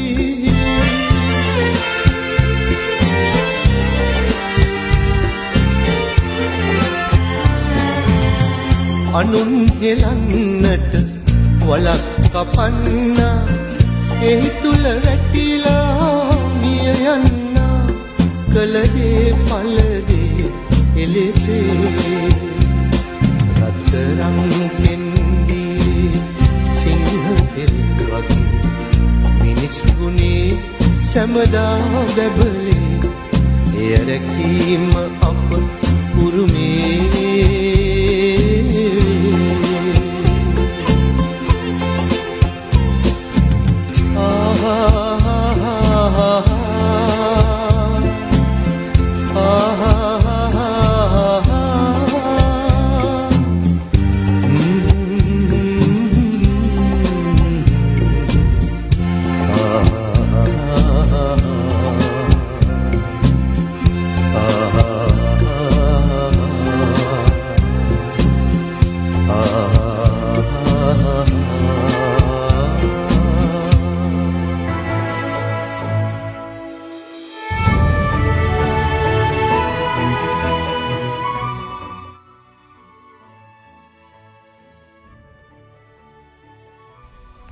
බලාපොරොත්තු ගොන්නක් පුදි බැඳගෙන ජීවිතයේ තවත් පියවරක් ඉස්සරහට තියන්නට අපේ රටවල ඉන්න බොහෝ දෙනා තෝරාගන්න එක මාර්ගයක් තමයි දිනු රටකට සංක්‍රමණය වීම. ඉතින් ඒනොත් ප්‍රධානම රටක් විදියට ගන්න ඕස්ට්‍රේලියාව. මේ වගේ සංක්‍රමණය වීමේ හෝ එහෙම නැත්නම් වැඩිදුර අධ්‍යාපනය ලැබීමේ අදහසක් තියෙන අයෙකුට අපි තරුණ පරපුරේ අයට ඔබට ලබා දිය හැකි උපදේශය කුමක්ද? මේකදී වෛද්‍ය ශාස්ත්‍රය සම්බන්ධව සලකා බැලුවොත් කිසි හොඳ අදහසක් ලබා දෙන්න පුළුවන්. අපි ප්‍රියංග සෞඛ්‍ය ශාස්ත්‍රය පමණක් නෙමෙයි අනිත් ශාස්ත්‍රත් ගැන පොදුවේ කතා කරමු. මම හිතන්නේ අපි සෞඛ්‍ය ශාස්ත්‍රය විතරක් මේව කරන එක සාධාරණ නෑ. අපේ ඉන්න දුර පුතාලට ලංකාවේ ඉඳන් එන්න හදන අයට. මම දකින ප්‍රධානම දෙයක් තමයි දැන් මේ රටේ working language එක ඉංග්‍රීසි. ඉංග්‍රීසි තමයි ප්‍රධානම බාධකය මේ රටට පැමිණෙන්න අපේ ළමයින්ට. මම මේක ගොඩක් දැකලා තියෙනවා. දැන් මේක අපේ රටේ තියෙන ප්‍රධාන ප්‍රශ්නයක්. දැන් බලන්න අපි මම උදාහරණයක් කියන කෙටියෙන් දැන් අපි තනි සිංහලෙන් ඉගෙනගෙන එක පාට වෛද්‍ය පීඨයට ගියාම පොත් ටික ඔක්කොම තියෙන ඉංග්‍රීසියෙන්. ඒවා ඇමරිකන් බ්‍රිටිෂ් පොත්. ඒ සමහර පොත්වල පිටුවක් කියන දවසක් යනවා. දැන් බලන්න මේ ප්‍රශ්නේ මේ ලැන්ග්වේජ් එක භාෂාව නිසා අපිට අත්විඳින්න වෙලා තියෙන ප්‍රශ්නේ. දැන් මමගේ ප්‍රධානම මේ ඇඩ්වයිස් එක තමයි මට කියන්න පුළුවන් ඔය ලංකාවේ දුර ඉස්සෙල්ලාම ඉංග්‍රීසි හරියට ඉගෙන ගන්න. හරි කෙනෙක්ගෙන් ඉංග්‍රීසි භාෂාව ඉගෙන ගන්න. දැන් ඉංග්‍රීසි භාෂාව ඉගෙනගෙන මේ රටට එනකොට ඔයගොල්ලෝ අහලා ඇති ඔය ඉංග්‍රීසි විභාග තියෙනවා IELTS කියයි කොහොමම විභාග තියෙනවා. ඒ විභාග වල ඒගොල්ලෝ මම දැන් උදාහරණයකට වෛද්‍යවරයෙක්ට 7.5ක් තියෙන්න ඕන ඒ කැටගරිස් හතරෙම ඉංග්‍රීසි ටෙස්ට් කරන විදි හතරක් තියෙනවා. reading, writing, comprehension and viva. දැන් මේ හතරෙම 7.5ක් තියෙනවා එදියන්ටයි වෛද්‍යවරුන්ටයි. හේතුව සුද්ධොත් එක්ක ඇවිල්ලා කතා කරන්නේ ඉංග්‍රීසියෙන්. භාෂාව බැරි නම් ලෙඩට බෙහෙත් කරන්න බෑ. ඒ වගේ දැන් ඉස්තාම ඉහළ මට්ටමක තියෙනවා. මම හිතනවා ඕස්ට්‍රේලියාවට දැන් එන සංක්‍රමණිකයන්ට ඔක්කොම 5.5ට උඩින් 6%ක්වත් තියෙන්න ඕන ඉංග්‍රීසි. ඉතින් ප්‍රධානම දේ ඉංග්‍රීසි. ඉංග්‍රීසි ඉගෙන ගන්න වෙනවා. ඒක මම හිතන්නේ අපි පොඩි කාලේ ඉඳන්ම ලංකාවේ අධ්‍යාපන මේ සිලබස් එක වෙනස් කරන්න ඕන දෙයක් තමයි අපේ ළමයිට ඉංග්‍රීසියෙන් උගන්වන දේ. උගන්වුවොත් සිංහල කොහොමද ඉගෙන ගන්නවා. ඉංග්‍රීසි උගන්වන්න ඕන. ඉංග්‍රීසි ඉගෙන ගැනීම ප්‍රධානම දෙයක්. දෙක ඕස්ට්‍රේලියාවට එන්න තියෙන ඇවනියුස් බැලුවොත් දොස්තර කෙනෙක් නම් ඔව් AMC කියලා විභාගයක් තියෙනවා ඕස්ට්‍රේලියා මෙඩිකල් කවුන්සිල්. ඒක ළඟින්ම කරන්න පුළුවන් ඉන්දියාව. ඒ part 1 පාස් වුණාම part 2 කරන්න ඕස්ට්‍රේලියාවට එන්න වීසා එකක් දෙනවා. part 2 කියන්නේ ඒකට කියන්නේ ඒක ක්ලිනිකල් එක්සෑම් එක. වෛද්‍යවරු පැත්තකින් තියෙන වෛද්‍යවරුන්ට එන්න පුළුවන්. මේ මාර්ගයේ වෛද්‍යවරුන්ට ලේසියෙන් හොයාගන්න පුළුවන්. හෙදියෝ දිහා බැලුවොත් හෙදියන්ට දැන් මම දන්න දෙයක් තියෙනවා. දැන් සාමාන්‍ය බේසික් ඩිග්‍රී එකක් තියෙන කෙනෙක් අපි කියමුකෝ සයිකොලොජි නැත්තම් අපි කියමු බයෝ සයන්ස් ඩිග්‍රී එකක් තියෙන කෙනෙක් මෙහෙට එන්න හදනවා හෙදියෙක් හැටියට වැඩ. දැන් මේ ස්ටුඩන්ට් කෙනෙක් හැටියට එනකොට මේ හෙදියන්ට තියෙන පාඨමාලාව අවුරුදු 3ක්. ඒක ඩිග්‍රී එකක්. හරිම ඇඩ්වාන්ස් ඩිග්‍රී එකක් මේ නර්සින් කියන්නේ. අර බේසික් ඩිග්‍රී එකක් තියෙන කෙනෙක්ට එක්සෙම්ප්ෂන් එකක් දෙනවා. ඒ කියන්නේ පළවෙනි අවුරුද්ද අවශ්‍ය නැහැ. දෙවෙනි අවුරුද්ද තුන්වෙනි අවුරුද්ද විතරයි ඉගෙන ගන්න තියෙන්නේ. මොකද ඒගොල්ලන්ට අර බේසික් නොලෙජ් එකක් තියෙන කෙනෙක්ට මෙහි හෙදියෙක් හැටියට ස්ටුඩන්ට් කෙනෙක් හැටියට එන්න පුළුවන්. අවුරුදු 3කින් පස්සේ දෙකකින් පස්සේ මොකද පළවෙනි අවුරුද්ද එක්සැම්ප්ට් වෙනවා. හෙදියෙක් හැටියට මේ තමුන් ක්වොලිෆයි වුණාම ජීවිතේ නම් කිසිම ප්‍රශ්නයක් නැහැ. මේ හෙදියෝ හෙද සේවයට ලබන වේතනේ ඉතා උඩ තැනක තියෙනවා. හෙද සේවයේ ඉන්න මම දැකලා තියෙනවා ඒගොල්ලෝගේ ජීවිතය මේ කියන්නේ ඒගොල්ලන්ගේ ආර්ථිකය ඉතා හොඳ තැනක තියෙනවා. ඒගොල්ලන්ව සමාජයෙන් ගොඩක් පිළිගන්නවා. ඇත්තටම කියනවා ලංකාවට වඩා ගොඩක් හෙදියන්ව පිළිගන්න මේ රටේ හේතුව ඒගොල්ලන්ගේ නොලෙජ් එක ඇත්තටම වැඩි. ඒගොල්ලන්ට හරියට උගන්ලා තියෙන අවුරුදු 3ක ඇඩ්වාන්ස් ඩිග්‍රී එකක් කරලා එන්නේ එළියට. ඇත්තම කියනවා නම් හෙදියන්ට හොඳ නොලෙජ් එකක් තියෙනවා වෛද්‍යවරුන්ගේ ළඟටම එනවා. ඉතින් මේ ඉන්න නර්ස්ලත් එක්ක කතා කරනකොට ඔය තමුන්ගේ වෘත්තිය ගැන හරියට අදහසක් නැතුව කතා කරන්න ගියොත් ඇත්තටම අපිත් අපහසුතාවයකටපත් වෙන්න පුළුවන්. මොකද ඒගොල්ලන්ටත් ECG එකක් කියවන්න පුළුවන් තත්ත්වක නර්ස්ලා තමයි මෙහි ඉන්නේ. ඔන්න මම වෙනස් වෙන්නේ ඒකයි. ඉතින් දැන් ළමයින්ට එන්න තියෙන ඇවනියුස් බැලුවම ඉංග්‍රීසි ඉස්සෙල්ලම ඉංග්‍රීසි නැතුව එන්න හිතන්නවත් එපා වැඩක් වෙන්නේ නැහැ ඔස්ට්‍රේලියාවේ රටකට එන්න හිතන්න. ඉංග්‍රීසි ඉගෙන ගන්න වෙනවා. දෙක තියෙන ඇවනියුස් බලන්න ඕන. දැන් මම කිව්වා වගේ heair dressing තියෙනවා.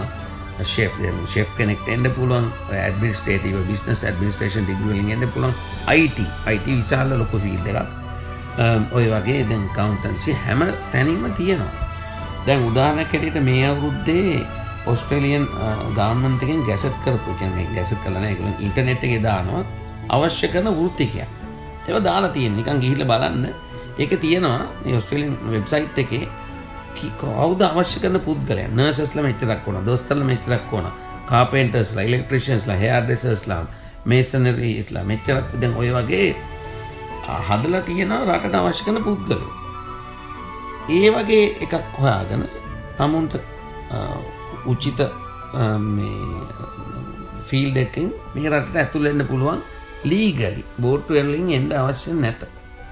එහෙම ඇවිල්ලා ජීවිතේ ජයගත්ත අය මම දැකලා තියෙනවා 100,000ක්. ඉතින් ඒ වගේ දෙයක් තෝරගන්න කියලා තමයි මට කියන්න තියෙන්නේ.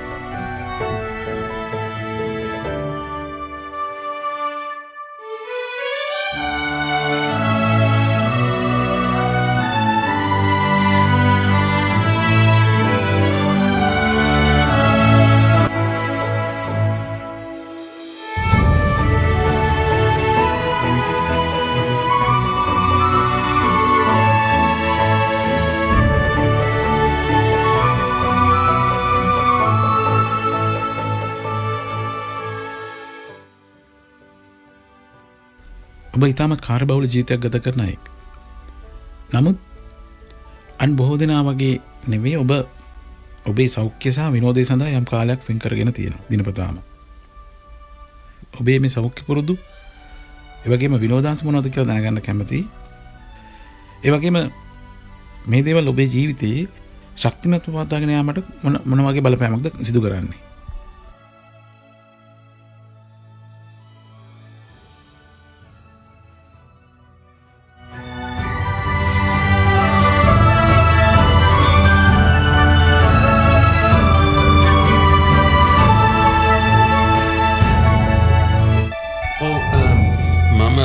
වෛද්‍යවරයෙක් වෙන්න ඉස්සෙල්ලත් මගේ තිබුණ ප්‍රධානම මේ විනෝදාංශ ඒ කියන්නේ මම පොඩි කාලේ ඉඳන්ම ව්‍යායාම වලට බොහොම ප්‍රිය කර පුද්ගලෙක්. මම තාමත් දැන් මට අවුරුදු 52ක් වෙන වයසේ මම තාමත් ක්‍රමවේදයක් අනුව ව්‍යායාම කරන පුද්ගලෙක්. ව්‍යායාම කිරීම මගේ එක විනෝදාංශයක්. ඇත්තටම මේකෙන් මම ලොකු ආත්ම තෘප්තියක් සහ අර මානසික පීඩනය අවම කරගන්න මම ව්‍යායාම පාවිච්චි කරනවා. මොකද මගේ වෘත්තියේ මානසික පීඩනය ඉතාම විශාල මට්ටමක තියෙනවා. හිතා ගන්න පුළුවන් නේ ඕස්ට්‍රේලියාවේ වැඩ කරද්දී මෙහි තියෙන සිස්ටම් එකට හැඩගැහෙලා වැඩ කරද්දී අපිට ලිටිගේෂන් ඒ කියන්නේ අපේ අත්තරද්දීම්කින් හරි මොකක් හරි වුණොත් අපිට අත්තන ඉරනම හිතා ගන්න පුළුවන්. ඒ කියන්නේ මගේ වෘත්තිමය ලයිසන් එක නැතුව මට හිරේ යන්නත් පුළුවන්. මම සමහර අවස්ථාවලදී කියන්නේ අපේ අතින් යම්කිසි අතපහුවීමක් වුණොත් ඒ ඉතින් ලංකාවේ වැඩ කරන දොස්තර කෙනෙක් සහ මේ පිටරටවල වැඩ කරන දොස්තර කෙනෙක් අතර තියෙන ප්‍රධාන වෙනස තමයි තමුන්ගේ රාජකාරී වෙලාවේදී අතපසුවීමක් සිද්ධ වුණොත් අපිට විඳින්න වෙන නීතිමය ක්‍රියාවලිය ඉතාම සංකීර්ණයි මේ වගේ රටවල. අපිට මේ සෝරි මගේ අතින් වැරද්දක් වුණා කියලා එහෙම මිස්ටේක් එකක් වෙලා බේරෙන්න බෑ. ඉතින් අපේ පීඩනය ඉතාම වැඩි. මම ව්‍යායාම වලින් තමයි ගොඩක් මේ මානසික පීඩනය අඩු කරගන්නේ. මානසික සහ ශාරීරික හොඳට තියාගත්තොත් මනස හොඳින් තියාගත්තොත් අපිට හොඳට වැඩ කරන්න පුළුවන්. ඉතින් ව්‍යායාම එක දෙකම සංගීතය. සංගීතය ඉතාම ආදරය කරනවා. ගොඩක් බෙර ජාති ගන්නවා. ගෙදර බෙර ජාති ගොඩක් තියෙනවා. පුළුවන් වෙලාවක යාළුවට එන්න කියලා යාළුවොත් එක්ක මේ සංගීතය කියන්නේ සින්දු කියනවා. ඔය දෙක තමයි විශේෂයෙන් කරන්නේ. මම ට්‍රැවල් කරන්න හරි කැමතියි. නමුත් ට්‍රැවල් කරන්න මට හම්බ වෙන්නේ නැහැ. මොකද මම සුමානකට පැය 60ක් 70ක් විතර වැඩ කරනවා දවස් 7කට. ඉතින් ඒක නිසා මට ට්‍රැවල් කරන්න නම් බෑ. ට්‍රැවල් කරන්න වෙන්නේ මම රිටයර් වෙච්ච දවසක තමයි. ඉතින් සංගීතය සහ ව්‍යායාම වලින් මම ජීවිතය සරලව තියාගෙන ඉන්නවා.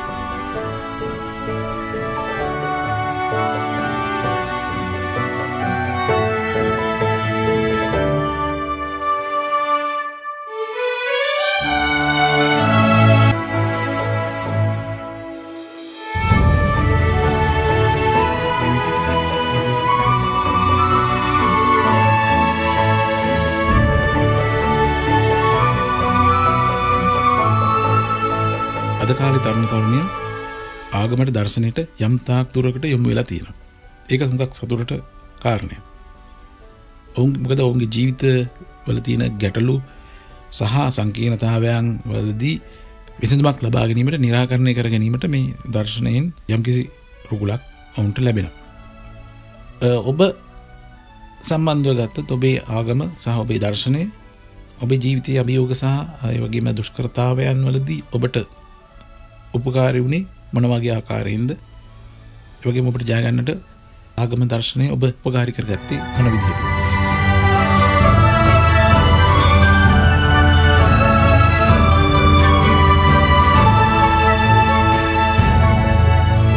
ඇත්තටම මම බෞද්ධයෙක්.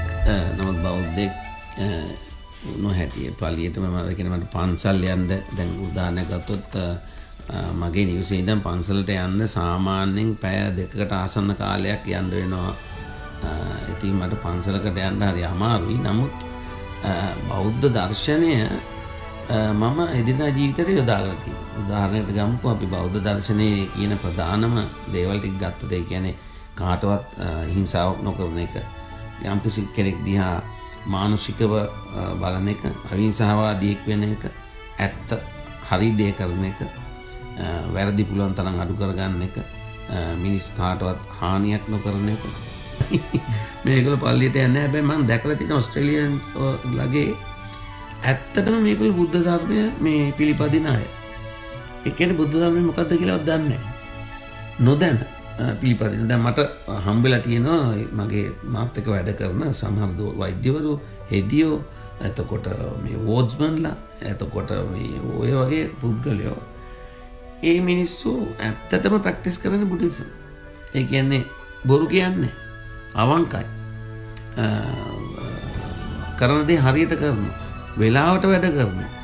කවදාකවත් පරක් කියලා වැඩට එන්නේ නැහැ, වේලස්සට යන්නේ නැහැ. තමුන්ගේ වෘත්තියට කරන්න පුළුවන් සේවය හරියටම ඉෂ්ට කරන බොහොම අවංක, නීතිගරුක සහ කාටවත් හිංසාවක් නොකරන පුද්ගලයෝ. ඉතින් ඒ වගේ පුද්ගලයෝ මට දැක්කම පුදුම හිතුණා මේ අපි මේ කතා කරන බුද්ධ ධර්මයේ මේගොල්ලෝ නොදැනුවත්ම මේ සමාජයේ මේ ප්‍රැක්ටිස් කරනවා.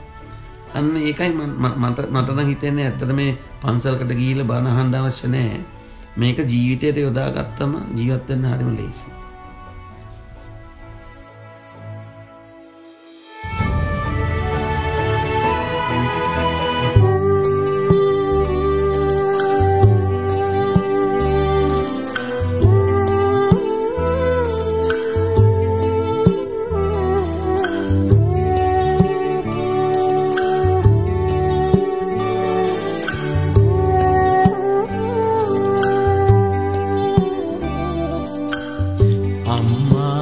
සඳකි මම ඒ ලොව හිරුයරිදී ඒර හඳෙන් නුඹේ ලෝකය එළිය වුණී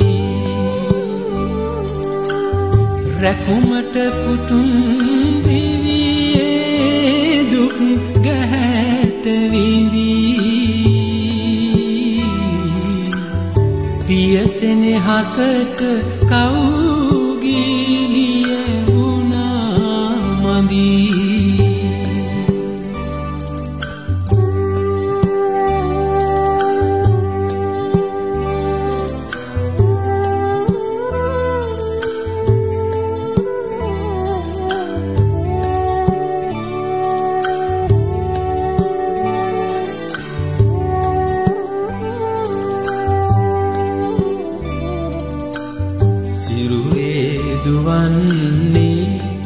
මගේලේ නොවෑ පුතුනේ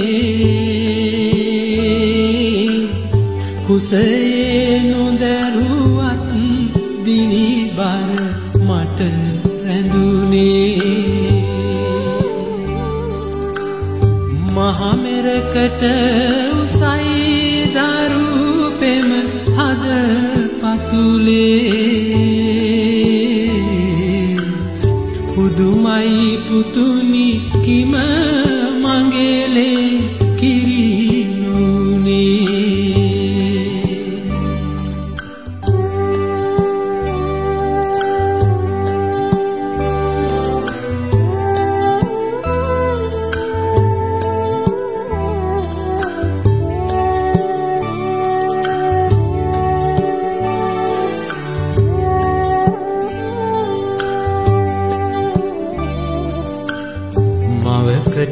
මුවාවි නුඹ වෙත දිරි දුන්නේ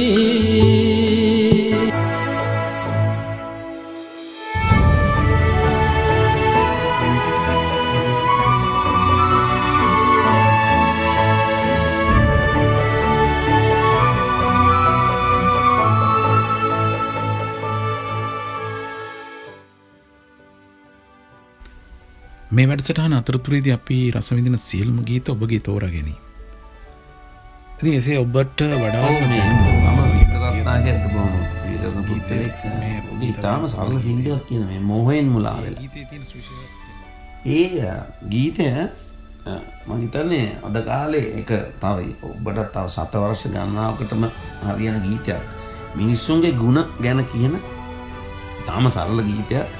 මොහෙන් මුලා වෙලා කියන එක මේ මොහය කියන එක අතර ගන්න පුළුවන්. මම ඒ ගීතෙට බොහොම ප්‍රිය කරනවා. ඊටාම රසවත් ගීතයක්. ඒක වික්ටරත්නායකගේ හඬෙන් අහද්දී තව ලොකු වෙනසක් තියෙනවා මම හිතන්නේ. ඒක අපේ ජීවිතයට මම හිතන්නේ සරලව බොහොම පණිවිඩයක් ගෙන දෙන ගීතයක්. මම ඊටාම කැමතියි මේ සින්දුව.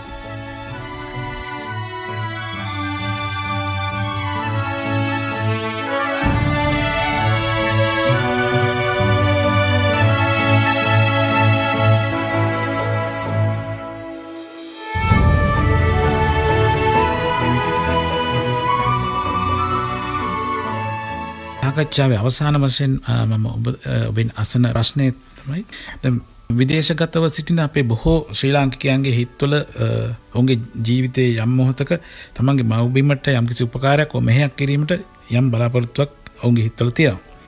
එය මුදල් ආධාර වශයෙන් නිවාස ලබා දීම, පාසල් පොත්පත් පුස්තකාල ලබා දීම, පොදුපත් පවුලට උදව් කිරීම ආදී වශයෙන් ඒ වගේම පුහුණු වැඩසටහන් උපදේශනය වගේ සහයෝගය, ඒ වගේම වෛද්‍ය සහායන වගේ විවිධ ආකාරයෙන් ඒ උපකාරයන් ලබා දෙන්නට පුළුවන්. ලබා දෙන අවස්ථා තියෙනවා.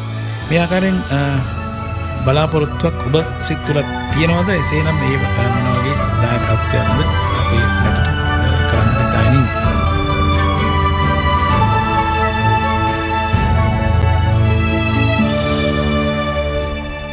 මං හිතන්නේ මිනිස්සෙක් හැටියට වෛද්‍යවරයෙක්ට වඩා මිනිස්සෙක් හැටියට අපිට ලෝකෙට කරන්න පුළුවන් දේවල් තියෙන විශේෂයෙන් ශ්‍රී ලංකාවට දැන් මං ගොඩක්ම කැමති දෙයක් තමයි ලංකාවේ ඉන්න ඉගෙන ගන්න ළමයිට උදව් කරන්න.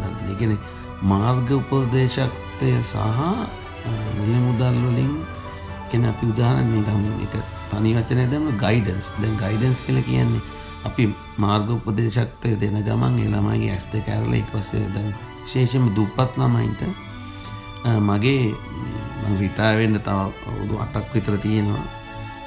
මට මං ඊට පස්සේ මෙහි ජීවත් වෙන්න ඒ කියන්නේ බලාපොරොත්තුවක් නැහැ. අපිට දිත්තපුරස් භාවිතය නිසා මගේ භාර්යාවයි කොහොමත් ලංකාවේ ජීවත් වෙන්න තමයි හිතාගෙන ඉන්නේ. ප්‍රධානම දේ තමයි මම ඉස්සෙල්ලා පටන් ගන්න හිතන්නේ ළමයි 10ක් විතර 10 දෙනෙක්ගෙන් විතර ඊටාම දුෂ්කර ගමක කොය මම පුද්ගලිකව ගිහිල්ලා ළමයි 10ක් ඉස්සෙල්ලා තෝරගෙන ළමයි 10 දෙනාට ඉගෙන ගන්න අවශ්‍ය කරන සියලුම දේ පෞද්ගලිකව සපහන් කරනවා. ඒ කියන්නේ කාගේවත් මාර්ගයෙන් නෙමෙයි. ඒ ළමයින් අධීක්ෂණයකට ලක් කරලා මාර්ග උපදේශකත්වය දීලා මට ළමයි 10 දෙනෙක්ව ගොඩ දාන්න පුළුවන් නම් පොඩි කාලයක් ඇතුළතදී ඒක මම දකිනවා ජීවිතේ කරන්න පුළුවන් මානසික හොඳ ක්‍රියාවක් කියලා. ඊට අමතරව වෛද්‍යවරයෙක් හැටියට ඉතින් ගොඩක් දේවල් කරන්න හිතාගෙන ඉන්නවා. විශේෂයෙන්ම මම ඉගෙන ගත්ත දෙයින් මිනිස්සුන්ට සේවයක් කරන්න කියන්නේ ඇත්තටම මිල මුදල් නම් මෙහි හම්බ කරන්න පුළුවන් ගොඩක්. ඉතින් ලංකාවට ගිහිල්ලා සල්ලි වලට නම් ප්‍රයිවට් ප්‍රැක්ටිස් කරන්න හිතාගෙන ඉන්නේ. කොහොමත් මම ලංකාවට ගියාම නොමිලේ තමයි රෝගීන්ට මේ ප්‍රතිකාර කරන්නේ. ඒක කරන්න හිතාගෙන ඉන්න මොකද ඒක මං ජීවිතේ ලැබෙන ලොකු තෘප්තියක්. අර කිව්වාගේ මේ මට ඕන ඉගෙන ගන්න ළමයින්ට උගන් හරියට මේ ඒ විශේෂයෙන්ම ඉතාම දුෂ්කර ඔය මේ පළාත් වලින් ඒ වගේ ළමයි පිරිසක් හඳුනගෙන ඒගොල්ලන්ට මේ ජීවිතේ දියුණු වෙන්න මාර්ගය සලසලා දෙන එක. මට ඉන්න එක ළමයි දැන් මගේ පුතාට අවුරුදු 22ක් වෙනවා. ඉතින් තව අවුරුදු කිහිපයකින් ඔහුගේ අධ්‍යාපනය ඉවර කරා. ඉතින් මට එතකොට කිසිම තව මට කියලා ජීවිතේ ලොකු වගකීම් ඒක තමයි මම හිතාගෙන ඉන්නේ දවසක් කරන ලංකාවට ගිහින්. ඉතින් ඕස්ට්‍රේලියාවේ ජීවත් වුණත් හදවත තාම ලංකාවේ.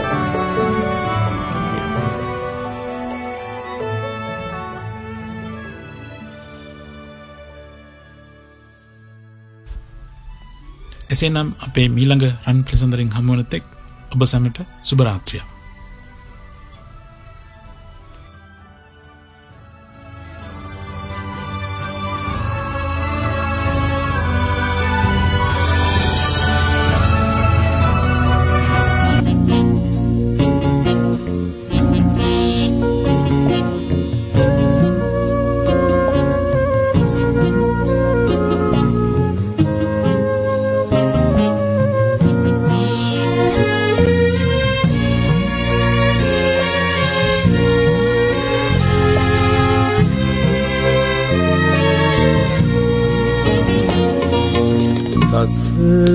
වසනතුරු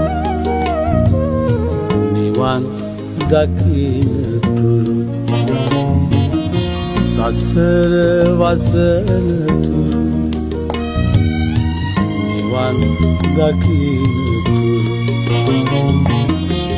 පින්කෙත හෙළරන් දෙරේ යලි උපදින්නට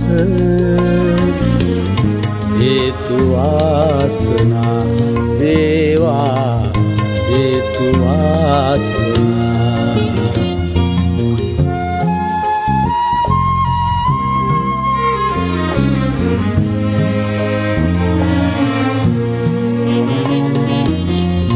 रत्नमाली से किरणai महावो सेवनाई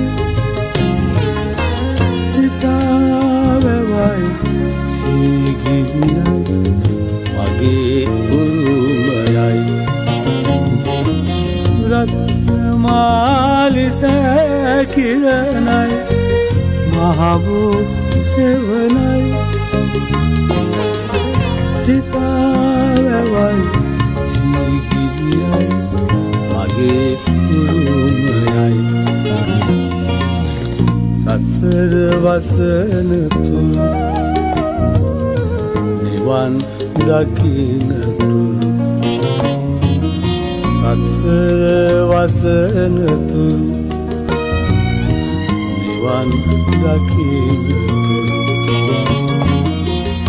පින්කෙත හෙළරන් දෙරනේ යලි උපදින්නට